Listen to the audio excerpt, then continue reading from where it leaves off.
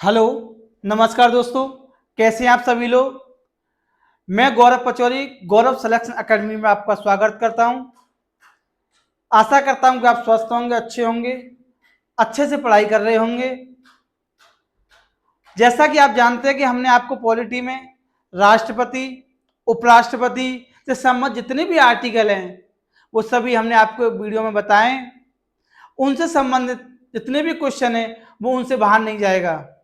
अब आगे हम इसमें आपको पढ़ाते हैं प्रस्तावना, प्रियम्बल। तो सबसे पहले हम लिखेंगे प्रस्तावना।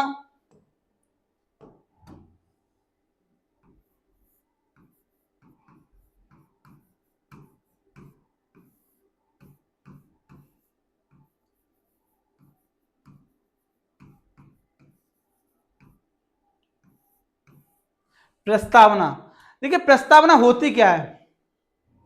सबसे पहले आपको ये ध्यान देना कि प्रस्तावना होती क्या है। इसका नामकरण में सबसे बड़ी बात आती है कि इसका संवैधानिक नाम क्या है, वास्तविक नाम क्या है। आपको ये चीज बतानी है कि इसका प्रचलित नाम जो प्रस्तावना है। प्रचलित नाम में जो आता है वो क्या आता है, प्रस्तावना आती है।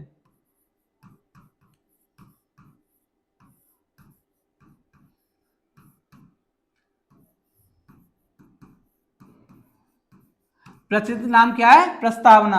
और संवैधानिक नाम क्या है इसका,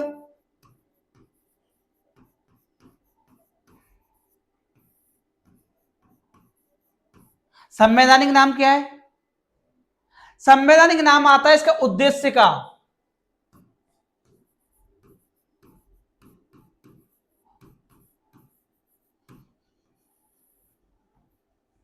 संवैधानिक नाम क्या आता है, उद्देश्य का।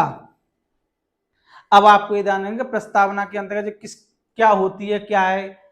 देखिए सबसे पहले तो आप ये समझिए, कुछ चीज समझने से पहले, कि प्रस्तावना विस्तृत रूप का संक्षिप्त अभिव्यक्ति है या संक्षिप्त रूप है जो हमें यह बताता है कि हमारे संविधान की शक्ति क्या है, हमारे संविधान को लागू करने की तिथि क्या है, हमारे संविधान की प्रकृति क्या है।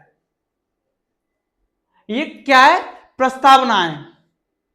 जैसा कि आप जानते हैं, आपको किताब खरीदते होंगे तो आप देखते होंगे उसके सबसे पहले पेज पे, उसके सबसे पहले पृष्ठ पे लिखा होता है कि पूरा प्रस्तावना लिखी होती है, पूरा ब्यौरा लिखा होता है, पूरा डिटेल वाइज लिखा होता है, टाइम चैप्टर वाइज लिखा होता है कि इसी चैप्टर में ये चीजें हैं। चैप्टर का जो नाम है वो पहले पेज पे लिखा होता है, उसके अंदर जो है वो किताब में होता है। वैसे ही यहां है कि संविधान, जितना संविधान लिखा हुआ है वो उसकी पूरी की जो समरी है, उसका संक्षिप्त जो रूप है वो किसके अंतर्गत है, प्रस्तावना के अंतर्गत है। देखिए सुप्रीम कोर्ट ने भी कहीं ना कहीं अपने फैसले में ये कहा था कि संविधान में लिखी हुई चीज में कोई भी अगर समझ में, कुछ भी चीज समझ में नहीं आती है तो हम प्रस्तावना का सहारा लेंगे, प्रस्तावना को देखेंगे। अब इसकी बात ये आती है प्रस्तावना में कि इसका विधिक स्वरूप क्या है, इसको कहां से लिया गया है, इसकी भाषा क्या है, इसके कितने संशोधन किए गए हैं, ये पूरा ब्यौरा जो हम एक सी क्लास में देखेंगे। तो सबसे पहले इसकी बात आती है कि इसको लिया कहां से गया है। इसको लिया कहां से, लिया कहां से गया है। इसके स्रोत में जो आता है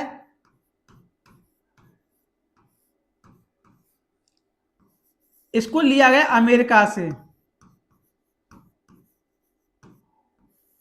कहां से लिया गया है, अमेरिका से लिया गया है। अब इसकी भाषा को कहां से लिया गया है। देखिए हमारे संविधान को संविधान निर्माताओं ने जब बनाया तो कई राज्यों का, कई देशों के संविधान को पढ़ा गया।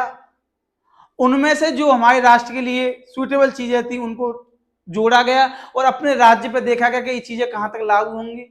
तो इसकी भाषा को जो लिया गया है वो ऑस्ट्रेलिया से लिया गया है। भाषा जो ली गई है कहां से ली गई है, ऑस्ट्रेलिया से ली गई है।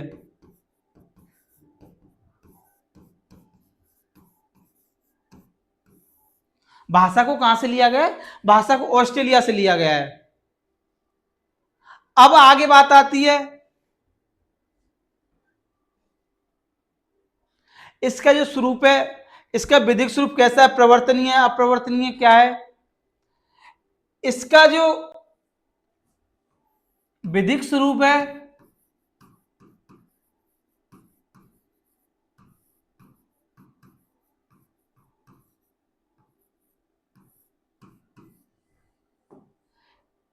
विधिक स्वरूप क्या है? अप्रवर्तनीय।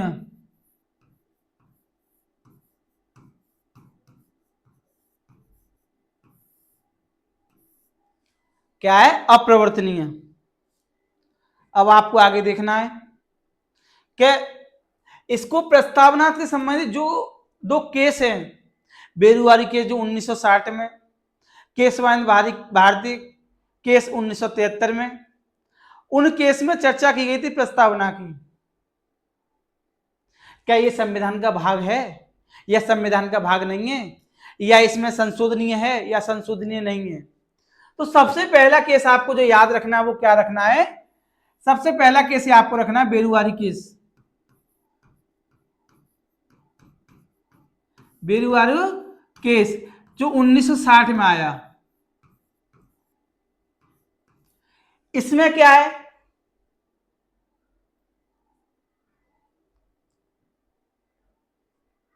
क्या प्रस्तावना संविधान का भाग है? इसमें कहा गया प्रस्तावना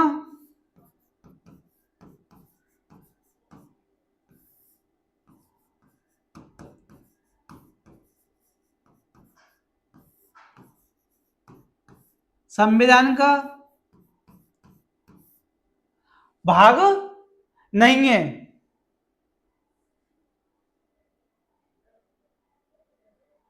प्रस्तावना संविधान का भाग नहीं है।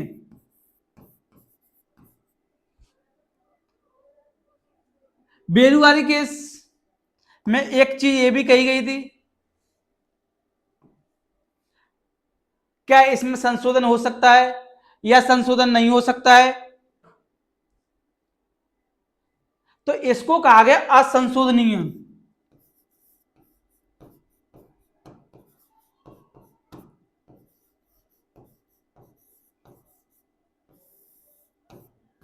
असंशोधनीय। अगला केस आता है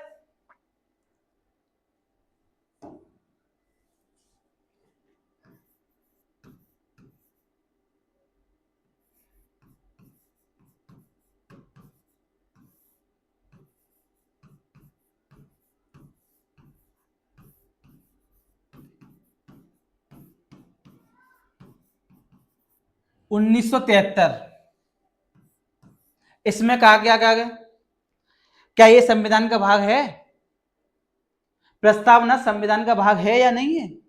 तो इसमें कहा गया कि प्रस्तावना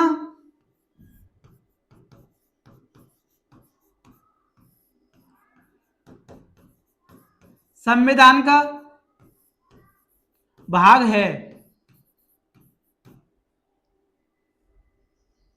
इसको संशोधनीय कहा गया।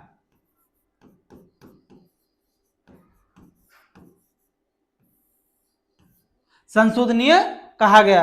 अब आगे बात आती है इसमें कितने संशोधन किए गए। तो इसमें एक ही बार संशोधन किया गया है जो 42वां संविधान संशोधन 1976 में था। उसमें 3 शब्दों को जोड़ा गया, पंथ निरपेक्ष, समाजवाद, अखंडता जैसे शब्दों को जोड़ा गया है। 42वां संविधान संशोधन 1976 इसके अंतर्गत क्या है? इसमें कौन कौन से शब्द थे इनको जोड़ा गया? समाजवाद,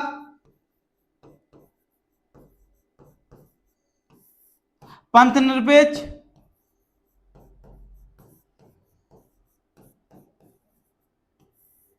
अखंडता,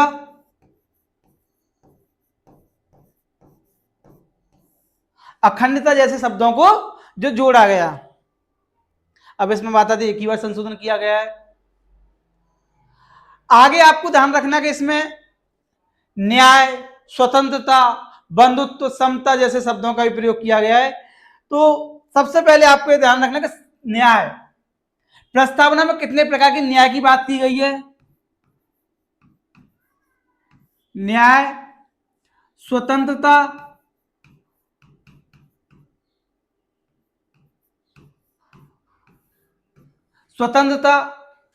समता,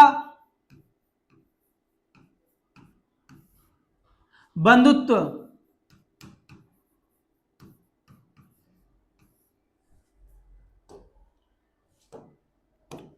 न्याय कितने प्रकार का है?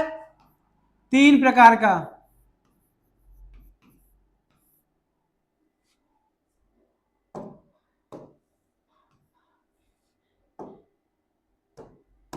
न्याय कितना? 3 प्रकार। स्वतंत्रता 5 प्रकार की, स्वतंत्रता कितने प्रकार की है? 5 प्रकार की। समता 2 प्रकार की, बंधुत्व 1 प्रकार का, 2 प्रकार, 1 प्रकार।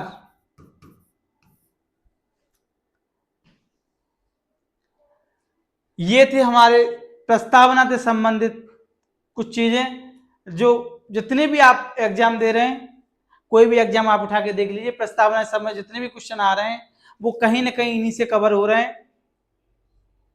इससे बाहर कुछ नहीं आएगा। आपको इन्हीं का ध्यान रखना है। संविधान को बनने में लगभग 3 वर्ष 2 वर्ष 11 महीने 18 दिन का समय लगा। गौरव सिलेक्शन एकेडमी को आप सब्सक्राइब, लाइक, शेयर कीजिए, जिससे कि आने वाली वीडियो आपको जल्द से जल्द मिले। ठीक, नमस्कार दोस्तों, कल मिलते हैं।